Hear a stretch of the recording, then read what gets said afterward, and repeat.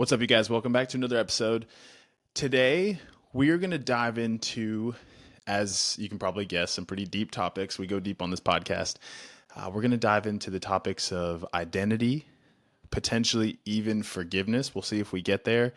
But the guest we have on today, his name's Kevin Swan. I'll let him introduce himself in a moment. We know each other from the church. We were in a D group together, which is like a small group from a Bible study we did. So it was just a group of like 6 dudes, and we went through this book together. It was really awesome.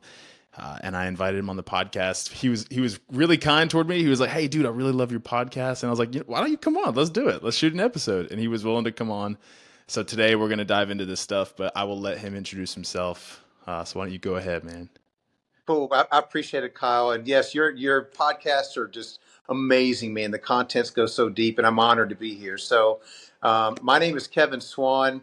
I'm a father of 3. I've got a 17-year-old daughter who is actually at Liberty University. She's doing dual enrollment in her junior year right now, junior and senior year. My son is 21. He just got married in October. He's in flight school right now to be a pilot, and his wife is in Anderson University for nursing. And then my daughter, my oldest daughter, is 26, and she's married. Her husband's in the Army, and she does something to do with CIA work or something that she's working towards. She's not in the CIA, but she's working towards that as a path. So really unsure about all of that stuff there. So just really excited to be here. And like Kyle said, I know Kyle from the church. I'm a worship leader. I've been a worship leader for about 20 years in various churches, and I'm a worship leader at our church here with Kyle. Yeah. That's actually the first place I saw you was you were up on stage singing, and the next thing I know, we're in the D group together. Um, that was awesome. Okay, so why don't you tell us a little bit about your boy band days? Because you were telling me before this, you had a boy band. So you obviously music is a huge part of your life, and you're using it as a gift. You're trying to use it for the kingdom and for the good. But tell me and the audience, like, what were your boy band days like? What did you do? What was your group? And then how does that tie into Yeah. identity? So this was technically my very first career that wasn't working in a restaurant, and Dude, I um, feel that. I was going to college at the time to be an architect, and my vocal coach had said, "Hey, there's this music producer in town." This was I already told you how old I was, so I'm not giving away any ages, but this was 1997. And before social media was even invented, there was no, I think MySpace probably just came out or something, but Mhm. no social media. She said, there's a music producer in town. He's a huge music producer. His name's Maurice Starr. Created New Kids on the Block and New Edition, and he's auditioning for his next boy band. And you should go audition for it. And I said, I don't think that I'm good enough, but hey, I'll give it a shot. And there was about 200 people. It was almost like a localized American Idol kind of thing. About 200 people that showed up for this audition, and I was one of the ones that made the band. The Let's band was go. called Six Piece. Yeah, it was. And so we started in 1997. We started we didn't quit our jobs, so we immediately started this kind of artist development stage where Maurice was teaching us how to communicate to the press, and he had already been through it twice with the other 2 bands. So he said, when it happens, it's going to happen fast, and I need you guys to be ready. And I think in 1999, I was still in my college. I was still working, and our first single called "My First, My Last" was released to pop radio, and it immediately went number 3 on the radio. And Maurice called us, and he said, "It's going to happen fast. Are you guys ready?" And I called my company, and I dropped out of college, and I called my business, and I quit and moved all my stuff back into my mom and dad's home, and literally packed up a suitcase and jumped on a tour bus. And then that was the start of Six Piece, my band. That is insane, dude. I didn't realize that. It was a fun ride. I think in 2000 we released 3 albums. In 2000 we were sold to a major label out of Houston, Texas, No Limit Records. It was a rap artist named Master P had bought us, Hmm. and we were part of the No Limit family for 2000, 2001, 2, 3. So the band was over in 2004. So we toured for a good 6 years. We did MTV, BET, Nickelodeon. We toured with Christina Aguilera and NSYNC and a lot of all of that, the pop scene. That early 2000s was really big for that pop scene. Wow, dude, that's pretty extraordinary. Holy smokes. Okay, so how old are you at the time? Like 22, 23? I was, this is funny because there was no social media, therefore, there was no fact checkers. So Mm. I was actually 26 at the time. And Master P had told me that I had to lie about my age and that I had to be 19 because all the teeny boppers were not going to buy an album from a 26-year-old man. So every year I would ask him, I'd say, P, can I be 20? Can I be 20 this year? I mean, can I be an age? So he would never let me change my age. I was always 19 and nobody ever caught on. Wow, that's interesting. Yeah, I feel like that happens a lot in that industry too. A little It bit. does. I mean, once you sign to a major label like that and they're putting, millions behind you, you're Hmm. basically their puppet, right? You're really doing what they tell you to do. You're singing they tell you to sing and you're going where they tell you to go. Yeah. Before we hop into the identity piece, because this is really fascinating to me, and I want to keep asking you questions. Yeah, yeah. What was it like touring? I mean, you hear the stories of like people who tour, and they're like, it's not all it's glamour and blah blah blah. It's actually really exhausting and it's tiring, and you're doing the same show over and over. And a lot of people turn to drugs and like the whole thing. So I'm curious from your perspective, what was touring like for those that All many those years? things, yes.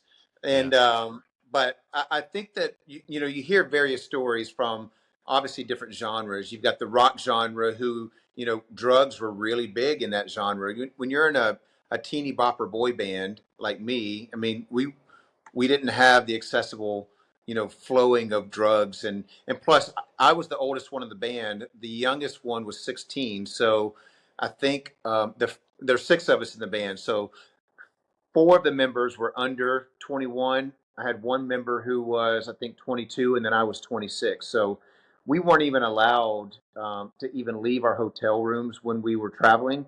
We had a security guard that stood outside of our door. We literally could not leave the hotel room. So but we did.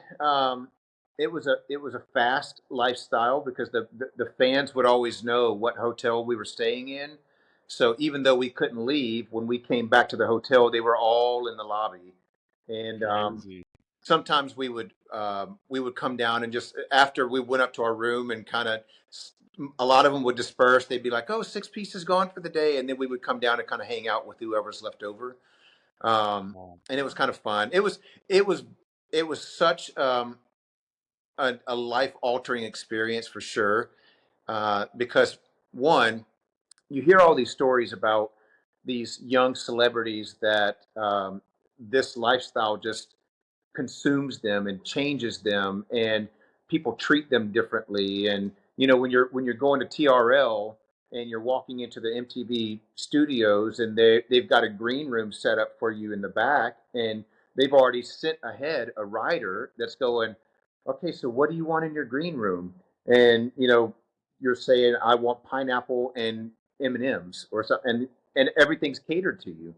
Like Yeah. people treat you differently, and so therefore, um, I tell people all the time, I'm like, Molecular hydrogen. What on earth is molecular hydrogen? Okay, well, before I go into that, let's talk about this. The vast majority of people are living in a state of chronic inflammation. And even if they don't notice the inflammation that's in their body, it's there. It's there in everyone. And unless you are taking proactive steps to reduce the amount of inflammation that's in your body, it's probably a lot higher than you would like to know. Because here's the reality: there's pollution in the water, there's pollution in the food, there's environmental toxins in the air, stress just from busy lifestyles. It is insane. Well, here's where molecular hydrogen comes in. When you drink hydrogen water, which is two hydrogen atoms bonded together and then fused into water, when you drink that, it goes in and helps reduce the amount of oxidative stress in the body. Oxidative stress is basically like the inside of your body rusting. It is what leads to aging, chronic inflammation, disease, illness, ailments, all of the things that you do not want in your body. Molecular hydrogen, when you drink this water, helps to combat that. And it does a fantastic job at that. It is a selective antioxidant, which means it goes in and pinpoints the specific things in your body that need to be corrected, healed, whatever, and it leaves the other functions alone. You don't want an antioxidant that goes in and just kind of hits everything. You actually don't want that. You want selective antioxidants. Molecular hydrogen does that. What's cool is I did a podcast with a guy from Echo Water. They created a flask, basically a bottle that you put water into, you press a button, and it infuses that water with hydrogen so then you can, right there on the spot, drink however many ounces of hydrogen water. And you can do this 2, 3, 4, 5 times a day. It really doesn't matter. There's not too much that you can drink. It's absolutely incredible. You can go listen to that podcast. It's listed. I'll put a link to it in the show notes actually, so you guys can go listen to it. But what I'm getting at is you can go check out this flask for yourself. You can go to the link in my bio. You can save yourself 10%. You can go check it out. It comes with a 5-year warranty, so if anything ever happens, you can get a new one. It is absolutely awesome. I drink it every single day. It's made a huge difference in my recovery, my health, all the things. I would love for you guys to check that out and experience the same thing that I've been experiencing. Again, save yourself 10%. Go to the show notes, click the link in there, and then you can also listen to the podcast that's linked right below it, so you can go get some more information from the founder of Echo Water. Anyways, love you guys. Let's get back to the show. There's no college degree or college study or college whatever that you can go through that's going to prepare you um, for the humility that you're going to lack. Really, I mean, I don't know how else to say it, but Yeah. when people treat you that way, and when you walk into a mall and immediately there's 30 people running up to you trying to get your autograph and take pictures with you, and that happens everywhere, that changes your perspective of normalcy, right? Yeah, I think it's really important that you said that too, because I I've never experienced that, but I can kind of sympathize with people who do experience that, and then they get judged by the outside world of like, oh, he's full of himself, oh, he's cocky, oh, he's this, oh, he's that, and it's like, well, what do you expect? It's like Yeah. everyone is literally bowing to this person and worshiping him. If he were humble and kind, that would be an anomaly. Yeah. And so it kind of makes you like appreciate when someone is in the limelight, but they are humble and kind and they have a kind perspective and they're nice to people. It's like, holy smokes, dude, you are really grounded, because that's got to be so hard. It is very hard, and for us, I mean, we didn't make a lot of money. We made some, but we didn't make a lot. In retrospect to what you would think music artists do, um, but we were young, and our value was in other places. Our value was in celebrityship. It was in popularity. It was in girls. It was in whatever it was. But um, that's it was a much different lifestyle, Yeah. back then. Yeah. Okay. So walk me through. So you did that for 6 years, you said? 6 years, yep. And then at the end of the band, um, the music industry had changed. It went from NSYNC, 98 Degrees, Six Piece, Backstreet Boys. They all kind of fizzled out, and then it went into like Blink 182 and some of that more progressive.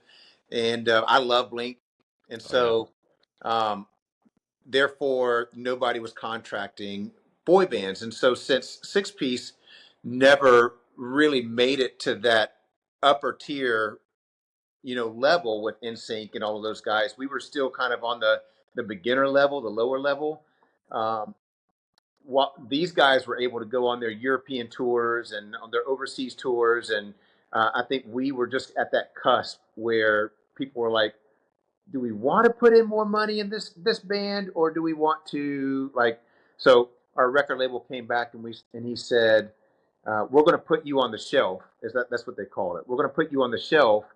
And I went to Master P and I said, I said, and I think by this point I was almost 30.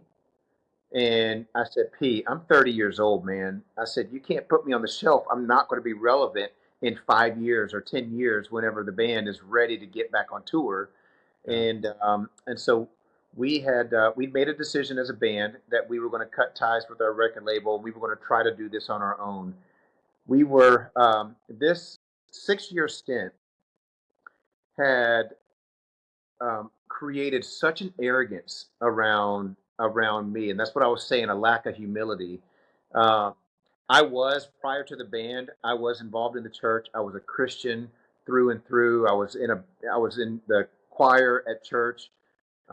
But the minute that the band started to take off and some of the things started happening on the road, um, I was pretty quick to put Jesus on the shelf and say, "I'll come back to you.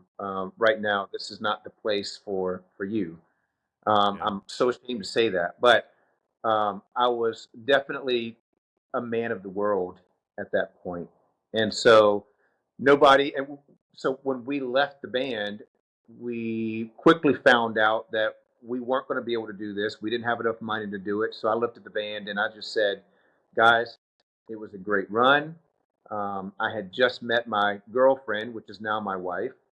And I said it was a great run. It was fun. We had a great time. But I think we're going to call the band quits, at least for a little bit. We may revisit it later. And so I went through the next 2 years kind of living on the coattail of my identity. This is where we come into this. My identity of being a pop star, of being a boy band. This is what I was known as, and this is what people identified me as when they saw me out in the street. They knew Kevin was the boy band, and so I that was my identity. And so the first year, it was still that, but it started to fizzle down. And by year two, people didn't know who I was anymore, and they didn't recognize me anymore. I went to the mall, and I was just a regular dude, and it started to hit me that that I was like, who am I? Like I was this, but who is actually Kevin Swan? Like who is the person Kevin? And I didn't know. I had no idea, and it threw me into this like super deep depression where literally I was on depression medication. I would come home. My wife would tell me that I would sit at a table like a zombie because I was taking so much medication to kind of cope with this depression. So now you're talking about how bands turn to drugs. Now I could see how bands like mine could could turn to drugs because now they're trying to fill a void of whatever they had a couple of years ago. And so now I was thankfully I was back in the church, so I didn't. Hey, sorry about No, it's okay. It's not a big deal at all. that. But thankfully I didn't have. I had a strong wife and a new marriage, and so we weren't drug heads. We weren't partaking in the things. So, but I was on a heavily medicated depression medication Yeah. for that. So Yeah. What were the common thoughts you had around your identity in that time? Was it that you didn't think you had value anymore? Was it that you didn't feel successful? What was swimming around in your head?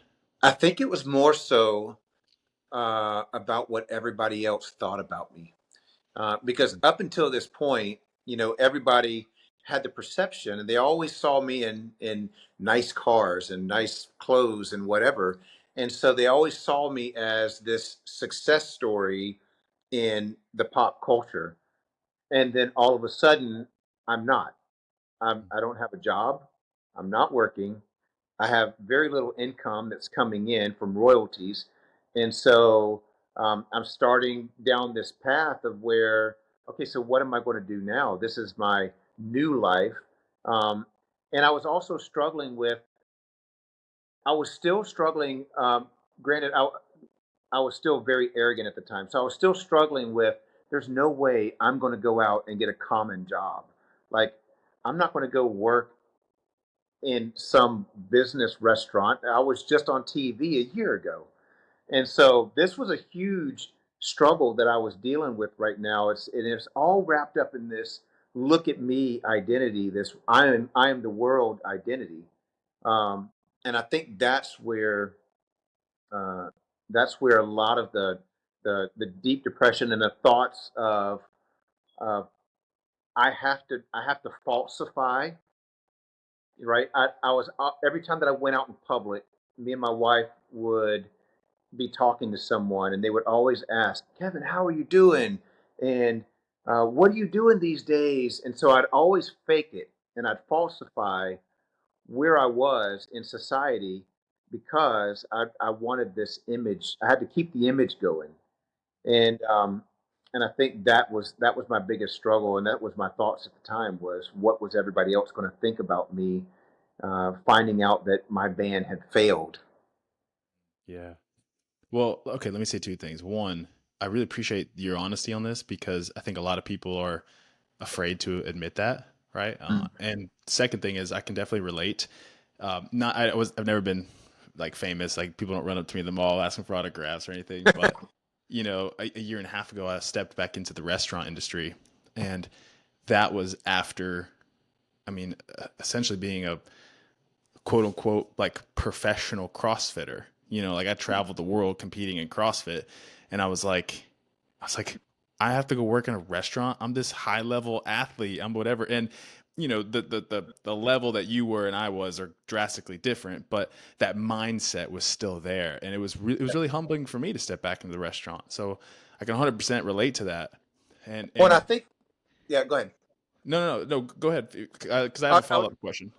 yeah, I think that through my journey when I was in this, and I thought when I came out of it that I was broken. Really, in my own mind, I thought that I was the only one dealing with this. I thought that there was something wrong with me, and I was saying nobody understands where I come from because nobody walked where I walked, and so there's no way that they can understand what I've been through. I was wrapped up in I was the only one that had to deal or thought like this. So to hear you say that, I think that was one of the things that I read a book, and this is a big part, a huge part actually, of my understanding of this identity crisis that I had. It's a book called The Cure by a man named John Lynch, and I remember I was at North Point Community Church. At the time, I was leading worship there, and I was walking.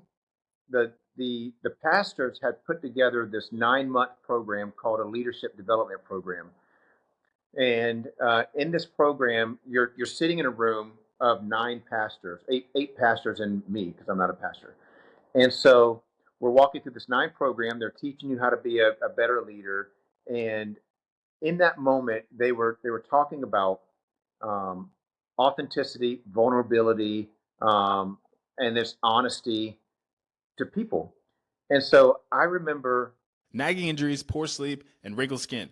All three things that I think all of us agree really sucks. But you know what the three things have in common? They benefit from red light therapy. So something that I have been doing recently in my own life has been working with this company, Loombox. They sent me this product. If you're just listening, it's just a square or so like a rectangular white box with a bunch of dots on it where the red light comes out of. It has been a huge game changer for me. So especially for me as an athlete, I deal with a lot of nagging injuries. I will put this thing on my elbow, my knee, my back, my neck. I'll put it anywhere that I'm feeling pain. And I'm not kidding you. The reduction in pain I get almost immediately is amazing. But I've healed from tendonitis far quicker than I ever should heal, especially in my knee. I've had jumpers in my knee for a while, and it is like completely gone from red lighting this. So I've been able to get back to squatting and jumping and all the things. It's been awesome. What's really cool about red light therapy, though, is it has to be a specific nanometer. So there's two types. There's red light, and then there's near infrared. Red light, you need to be around that 660 nanometer range, and for near infrared, you need to be around 850 nanometers, and this thing covers both. So if you want to hold it on your skin, like put their little glasses on, hold it on your skin, it's great for collagen production. If you want to put it on your room when you're going to bed, it kind of helps you get into like sleep mode, so it increases the amount of restful sleep you're going to get at night. Or if you just want to put it topically right onto an injury, you're going to increase the healing time. You're going to drastically reduce the time it takes to heal. I don't want to throw out some crazy number percentage, but you're going to speed up their healing recovery time. So it's really cool. Anyways, you can go to the link in the description. You can save yourself $260 if you want to check this out. If you've got anything going on, or you want to sleep better, or if you want to just look prettier, go to the link in the description. Save yourself some money. Support these guys. They're really, really great.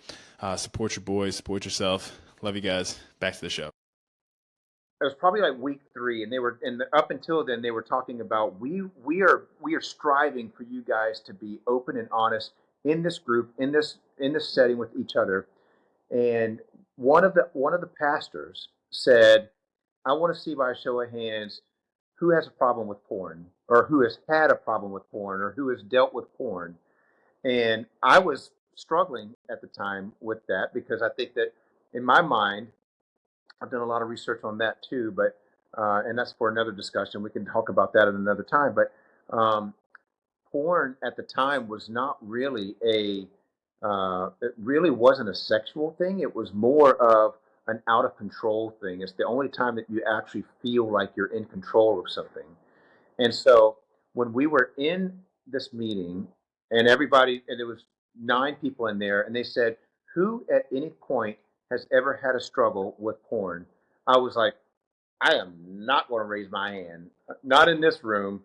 And I'll tell you, there was 6 out of 8 of those people raised their hand, and these are pastors that you would probably recognize, and they raised their hand, and I was like, you too, and you, and it was almost like a realization. That was the point that I was like, I'm not alone in this. Like it's not something that just Kevin deals with. This is something that everybody. It's a common problem.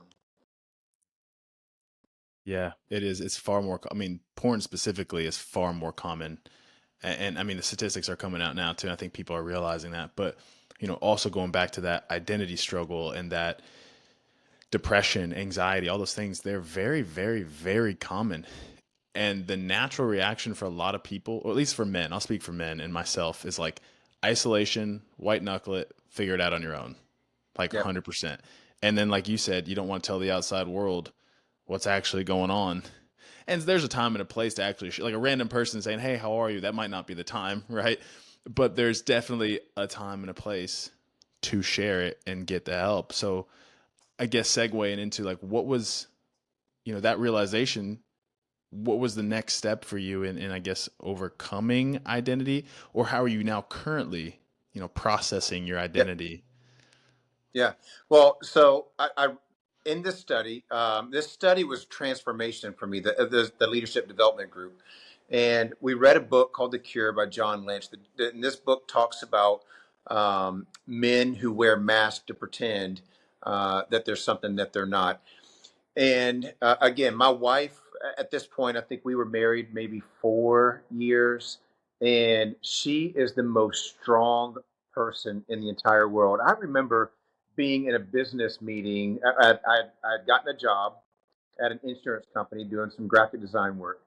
And I remember being in a business meeting, and it came up again. It was like somebody was like, Kevin, what are you doing? And I'm like, I'm the vice president of blah, blah, blah, blah, blah. I mean, I drew out this title, right? And my wife came out after the meeting. She goes, why do you do that? And I go, why do I do what? She goes, why do you have to create this image? And she goes, your title is not vice president. And I said, well, technically, I'm the only person in that position. So I mean, doesn't it make sense? And she was like, yeah, but you know what you're doing. And so fast forward about a month later, another kind of meeting congregation thing, and I started down the same part. I was like, I'm the vice president, blah blah blah. And my wife looked at me and she said, no, you're not. Like, right in the middle. I'm telling you, right in the middle of everybody. Like there's a whole circle of people. I'm the vice president of da da da. She was like, no, you're not. She goes, stop lying. And I go, can you guys excuse me for a second? And I walked off with her, and she goes, I'm tired of this. I mean, she goes, I want to know who the real Kevin is, and these guys want to know who the real Kevin is. It doesn't matter if you're just the low man on the totem pole, like you just came into the company, like they see right through your stuff, bro. And my wife has always been, man, she's just been such a strong advocate for that. And so the journey until now has been ever since I read the Cure, and I finished that 9 month program.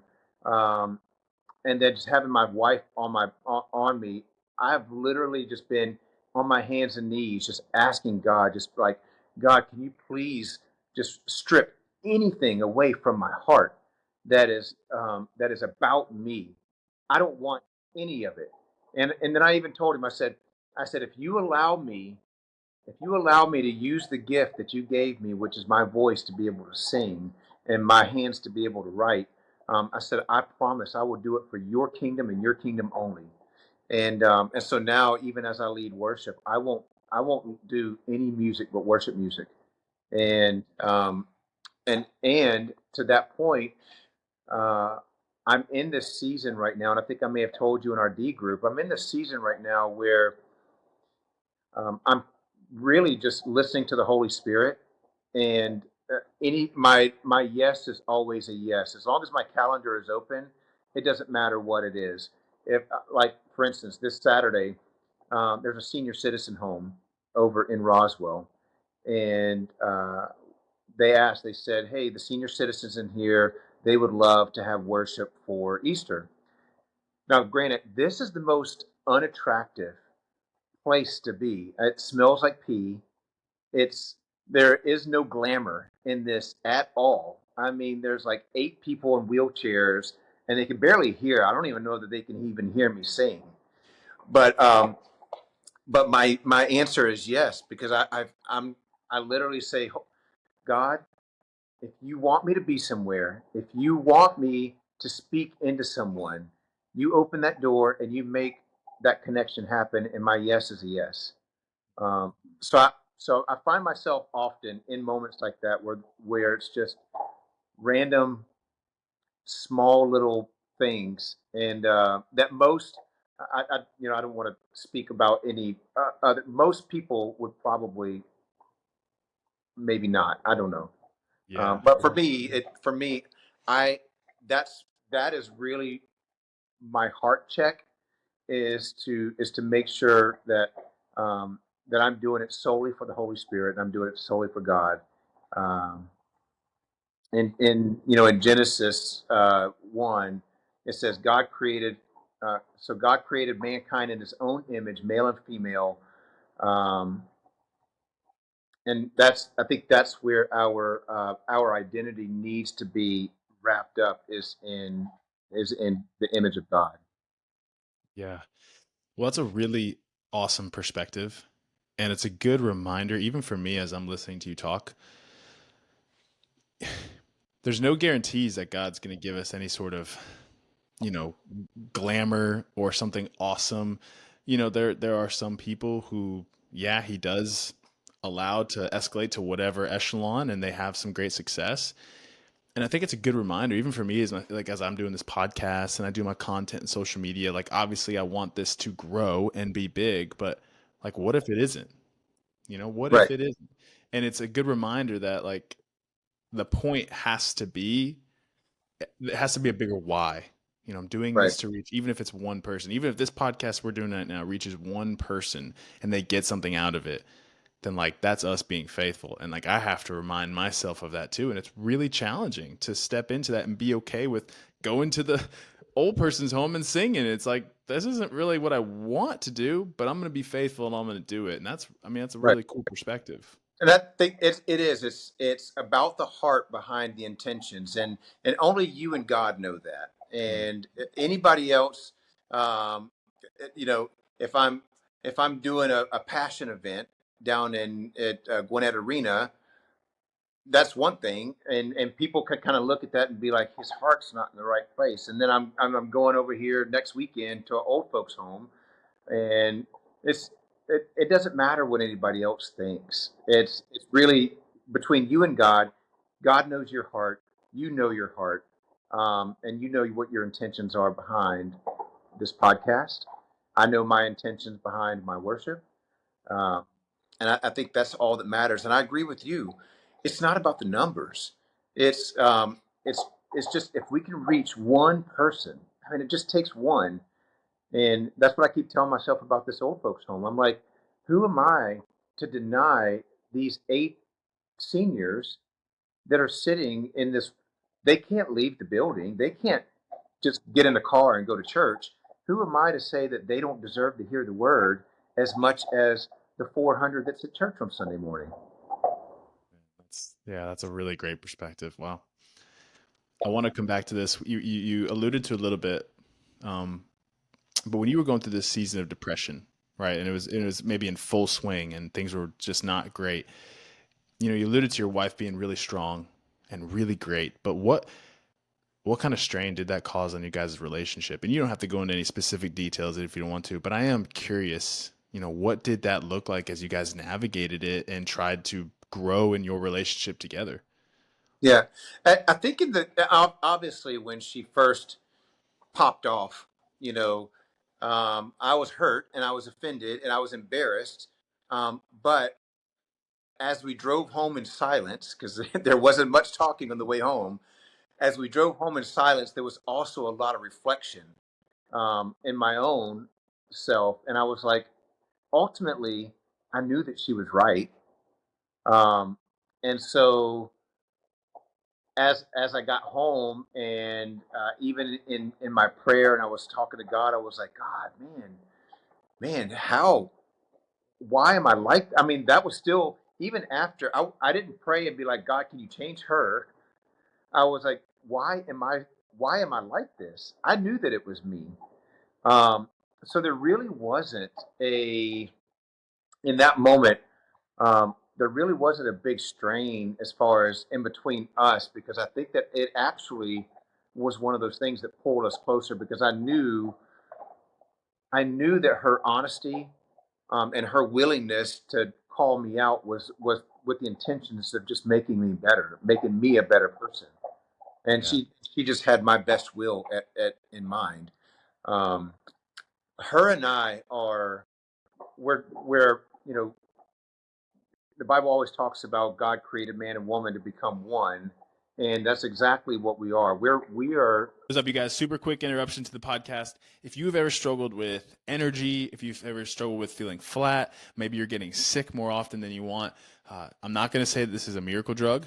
What I am going to say is I do think organ meats could be super, super helpful for you. This is actually something I recommend all my clients. These specifically come from a guy I know personally, and I've done podcasts with. His name is Michael Coomer. His company, MK Sups, specializes in organ meats. Now, this right here is a blend of like heart, spleen, pancreas, all of them. You can get individual products from his product line. Um, it has been a game changer for me. I take them literally every single morning. I do not get sick, like ever. My energy feels great. My training recovery has been awesome. I've noticed a significant difference in taking them. And what's great about these is it's far more bioavailable than anything else you're going to get. So eating a good diet is awesome. It's imperative. I don't want to overstate that. But what I mean is, if you're just going to take regular supplements with like synthetic versions of this stuff, it's not very bioavailable. Whereas when you take organ meats, like things like vitamin A, B12, iron, zinc, all that stuff is really, really well absorbed into the body when you take organ meats. So if you want to go get some, go to the link in my description, use code Bernier at checkout for 15% off. Or you can go to mksubs.com and at checkout put the code in Bernier to save yourself 15%.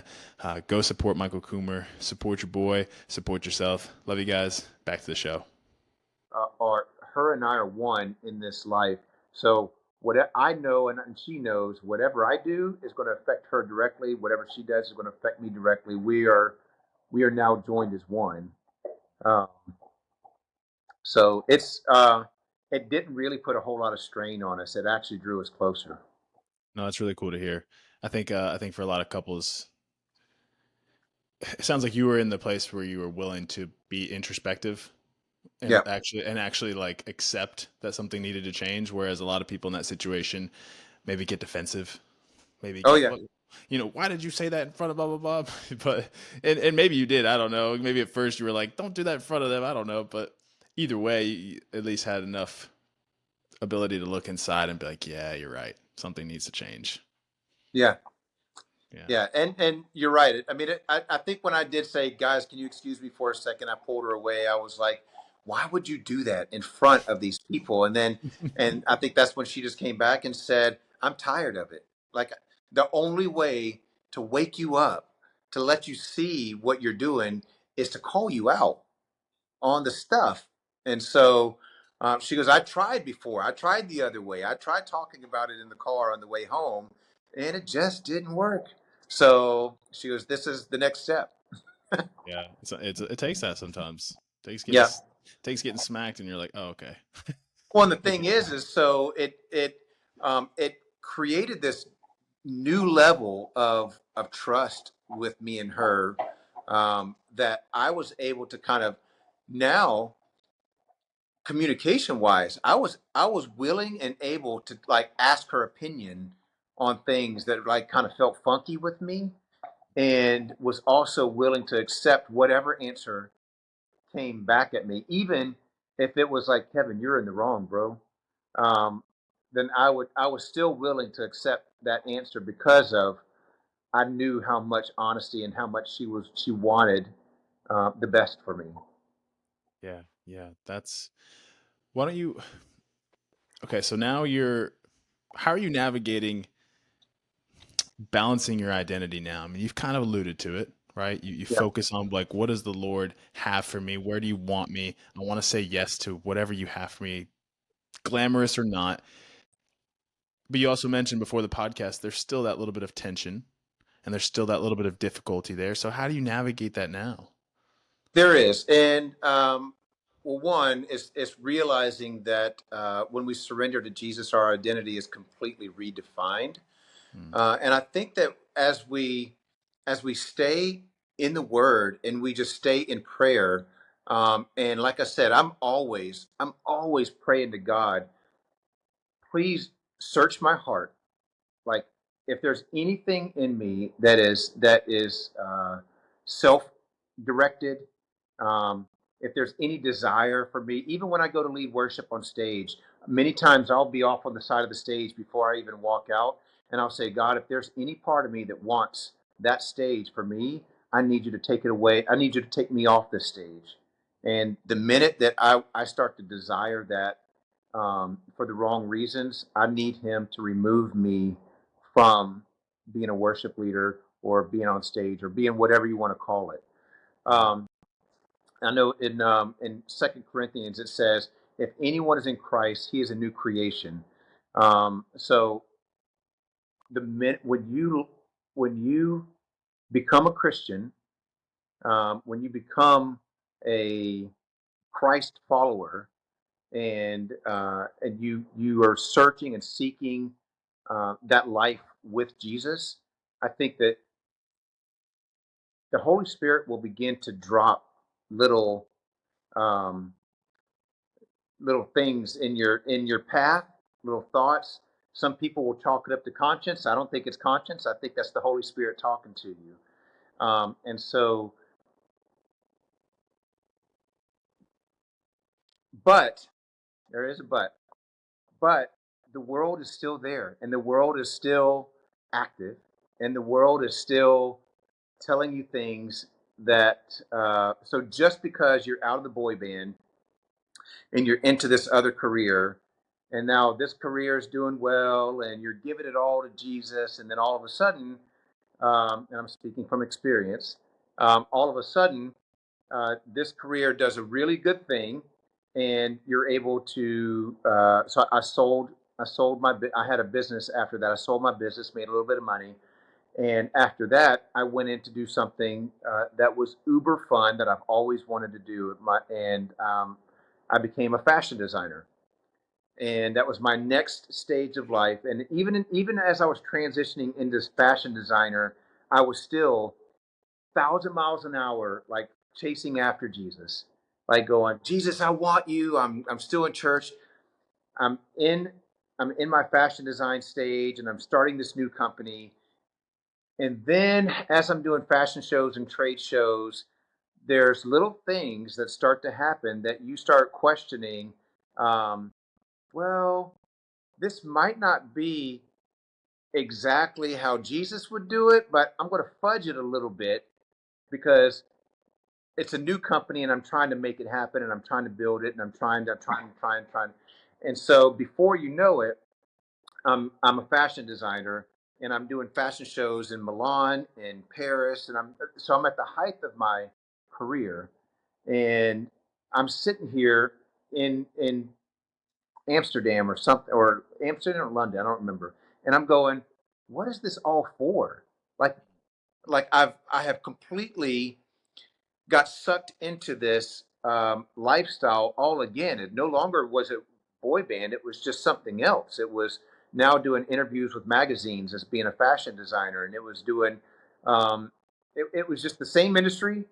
I mean, it was the same process in a different industry, and then but I was able to I felt it this time instead of the boy band thing kind of getting stripped away from me, and I was in the deep depression and I had to find it down here. This time I was at the height of my career and I felt it there. I felt the Holy Spirit nudge me and go, where am I in this? Like, this is you're making it all about you again. You're doing all these interviews, you're doing all these fashion shows, you're making it all about you again. And I remember in 2019, it was just before COVID. Um, that's when I was in Amsterdam or London. I can't remember which one it was, but and I felt it. I said, what is this all? What does it mean? Like, I'm making expensive clothes for rich people, and the only thing that I could equate it to was gluttony. Like, there was no give back to the community. There was no, I had a platform, and and it was a platform that otherwise I could have reached so many unchristian people, because that world of fashion is a very ugly business on the back end of it. I mean, most of them are you know gay or transsexual, or I mean, I had an opportunity to speak Jesus in a place where Jesus is probably very not present, and I didn't do it. So 2020 comes, COVID comes, obviously everybody's business gets shut down, and I'm left again just like I was 10 or 20 years prior in my living room going, man, Kevin Swan, the fashion designer, no longer a fashion designer. Like, who am I now? And I asked the question again for the second time, and so it's always going to be a struggle. That as much as I tried to keep it in check, and I tried to keep it in the forefront, and I tried, and it snuck up on me again. Before I knew it, it had consumed me again. Yeah, how did you recover from it the second time? This most recent time? Um, Was it easy? with it was with my wife again. So I was sitting on the couch, and I said, I don't know who I am. I don't know who Kevin Swan is. Now, granted, I was much more enriched in my faith, and I spent a lot more time on my hands and knees, probably more time than I think I ever have. Just literally, I played some pad music in the background, put on my hands and knees. I said, God, show me where you want me to go. I just want to, whatever it is that I do from this point forward, I want to give glory to you in my professional career, in my spiritual career. And 2 years later, he had I say he had it because he had it. He had a company call me out of Franklin, Tennessee. It was a hotel. And the hotel called me and said, hey, are you the designer for Scarchi? And I said, I am. And they said, we saw you in the fashion shows. We want to contract you to create uniforms for our hotel, design, manufacture hotel uniforms. And I said, well, that's kind of interesting. I said, I didn't go looking for it. This literally was a phone call that came from him. I said, I'll do it, but I'll do it under a different name. And I created a new business name called Viandante, which is Italian, and it means the waymaker. And so now, whenever I do business and I go into a facility or I go into a hotel, that they always ask the questions. Before they would, my other brand was called Scarchi. They would always say, "What does Scarchi mean?" And I'd have to make up some fictitious story about it, but really, it was just my business partner's last name, Scarcellini. But it was some elaborate story, and but now I knew that that question was going to happen again. And now, as I go to the Hamilton or the Marriott or whatever hotel, they ask me again, "Hey, what does Viandante mean?" I'm just kind of curious, and I'll say, "Well, let me tell you what that means. It means the waymaker, and it's because." And I'll go through the story about how I was desperate and I was on my hands and knees, and I didn't know what I was going to do with my life, and God made a way, and He made that phone call happen, and He placed basically a business proposal right at my feet. And so I gave him, I continue now to, as much as I can, to give him glory back. And even to the point where you might, you might think I'm a little funny about this, but even to the point where when someone buys one of my garments, I'll take anointing oil and I will actually anoint the garment before it leaves to go to where I'm sending it. So Awesome. um, I, I'm I'm trying to be as much now as a servant to His kingdom, just to be a lighthouse to His kingdom as much as possible. I understand that in this world, this society, we have to make money. I'm not motivated by money. I've never really been motivated by money. I know that I need it, but it's not something that like I'm willing to uh, sacrifice lots of things for. My time is more valuable than money. So that's where I am now, and trying to really kind of navigate it, and even doing podcasts like this because I know that I do another show called The Christian View. It's a TV show on cable TV. Um, and that was another one of those things where I've always been a musician. I can sing lyrics, I can dance, I can play. I've always been able to memorize things like that. But being able to do things like this, like talk off the top. Is grounding just a bunch of woo woo science? I get this question more times than I could count on one hand, two hands, 10 hands. I get this question a lot, is my point. Grounding is absolutely effective and important to be doing on a daily basis. As someone who is avidly grounded, grounding means you just connect with the earth, bare skin to grass or dirt or the ocean or the lake or whatever.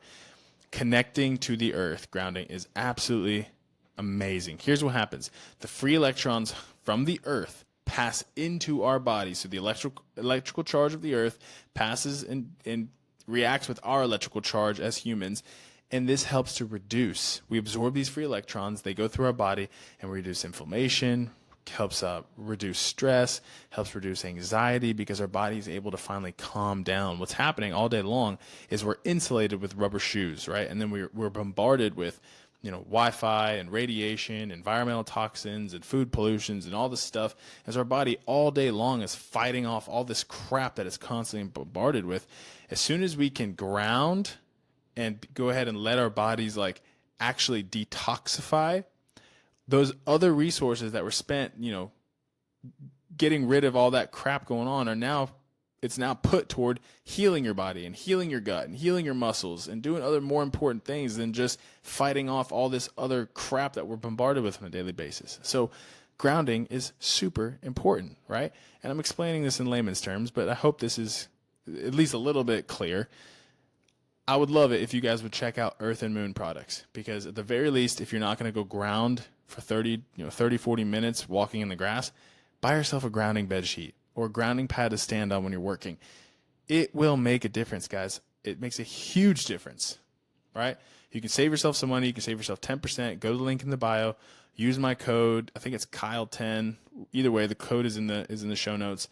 Go there, check out the products. My recommendation is at the very least get a grounding pad, but I think you should get grounding sheets so you're sleeping grounded all night long, which would be amazing. Go check that out. Support a great company. Support your boy. Support yourself. Save some money along the way. I love you guys.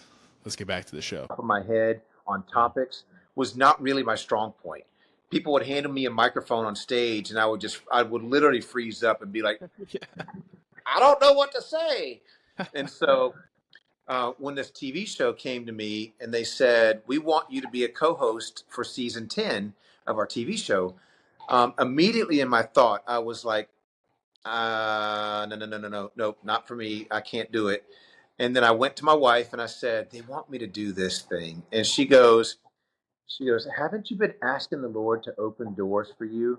And I said, yeah. And she goes, do you think he might be telling you something? And I'm like, you're right again.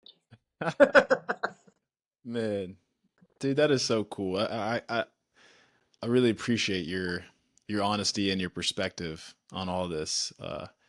It's really really really helpful, Yeah, and it's cool to see like it takes boldness to be able to like say, hey, this it means the waymaker, and yeah, open up a story because you're going to talk to people who they're not expecting that, and they might not want to right. hear you say that, and you just do it anyway. And most people I think are kind enough to at least listen and entertain it, but it still takes a lot of courage and boldness, and I think it's important. I don't think it's something to gloss over.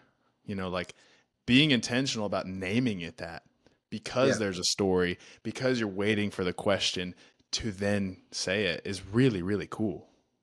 Well, and I think that the struggle is always going to be there. I would be really naive to think that I'm never going to have this issue again, even as much as I try. Mm. I have to literally always be in prayer and always be talking to God and just saying, God, I need you to keep me in check. I need you. And so, but you said it. I think that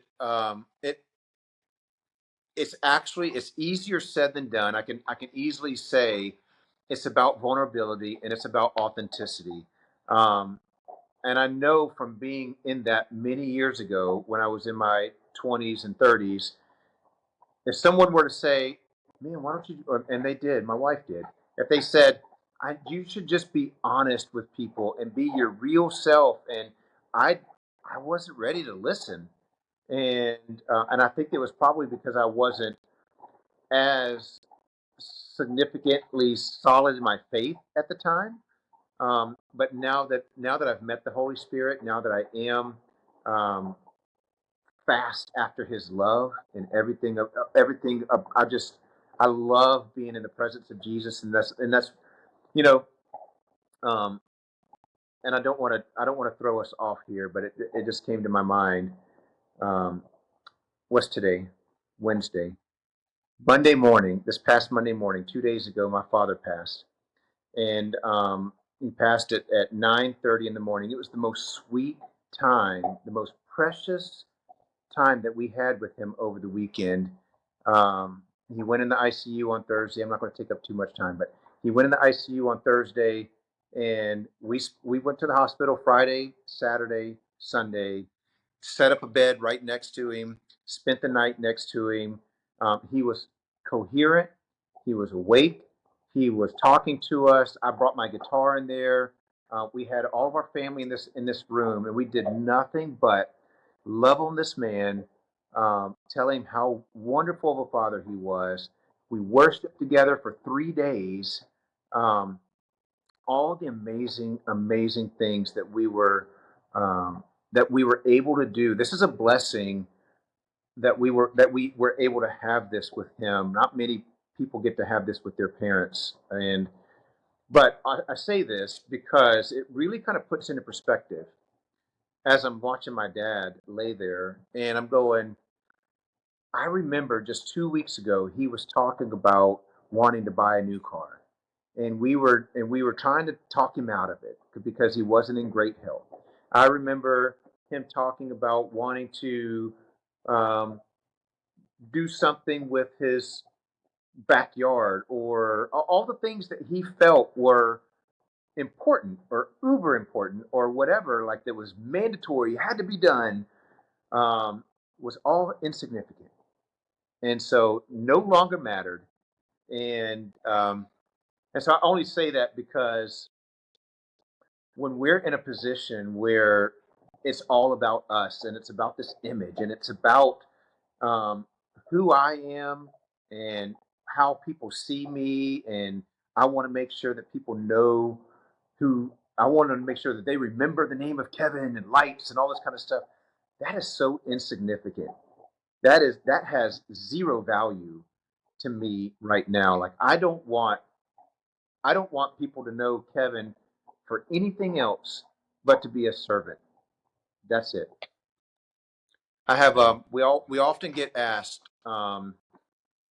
if you can think of one person in your life who uh, who has the most humility, or who's the most meek, or who would that person be? And I think there's a clear image in my mind. It comes up. It's my son's daughter's father. So my new in-laws as of October, Billy.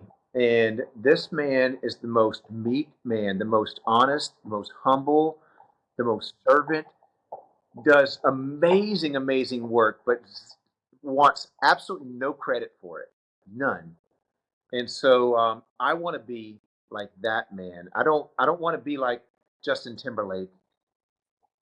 I would love to have his bank account, but I want to be I want to be like Billy. Yeah. When people say, I would be so honored if somebody was asked that question and they described me and said, Kevin is the most meek and most humble guy, the most servant. I would be like, I think I would probably melt on the ground and start crying. Man, isn't it interesting how when when we're asked like someone we emulate, we usually choose someone like that. But yet Yeah. we still strive to be like someone we wouldn't even want someone to categorize us as. Isn't Oh that man, it's so you fascinating. you are so right, and um it's actually I mean, thinking about my children are 17, 21, and 20 and 26. So um, I can only pour into them like my dad poured into me, and I'm telling them basically the same generational stuff. I'm like, you are uniquely made. You are uniquely made in Jesus's image. There's not another Luna, that's my daughter. There's not another Gavin. There's not another Christine. There's not another Kevin. My dad, Gene, there's not another Gene. Even though that Gene was able to pour great family moral values into me that I was able to receive, and now pour those into my son. We are each uniquely made. And when people are like, I just want to be the next Cardi B, I'm like, bruh, I'm sure I'm really don't. That's not going to get you where you want to be. I promise you. Yeah. No, it's really not. Dude, I couldn't think of a better way to end this podcast. That was, you know, what's funny is the past few episodes for me personally, like if no one hears these podcasts, just having the guests on have impacted me dramatically. So like just having you here sharing this is like super helpful for me. So like Yeah. thank you. I really, really, really appreciate this perspective, and I'm glad that we lined this up and we did it. I think whoever does listen to it will get a lot out of it, man. So thank you for being here. Yeah. Thank you. Yeah. So if anybody wants to reach out to you, do you have social media? Are you on Instagram? What's your Instagram Yeah, handle? you can look at trying to. I've got several Instagrams. My Instagram is the Swan Ventures. Okay. The Swan Ventures is actually we when my kids were younger, every Saturday we would call it Swan Ventures, and so we would random on a Saturday we would go, let's go downtown, or let's go find the best ice cream in the city. And we would literally spend a Saturday going to like 25 different ice cream parlors, testing out ice creams. That was the Swan Ventures. And then the next Saturday was like, hey, let's go find the best, you know, flower spot. And we would kind of go to different gardens or whatever. I mean, so every Saturday was a different Swan Venture. So I Wow. created Instagram, the Swan Ventures. That's really cool. I love that idea. Actually, I might steal that from you. That's awesome. Yeah. All right, you guys. Well, to whoever's out there listening, if you want to reach out to Kevin, please hit him up on Instagram. I'll link his IG in the show notes. If you want to reach out to me, feel free to reach out to me. But thank you all for listening. Thank you for watching on YouTube if you did. And as always, guys, keep moving forward. Awesome. Love you.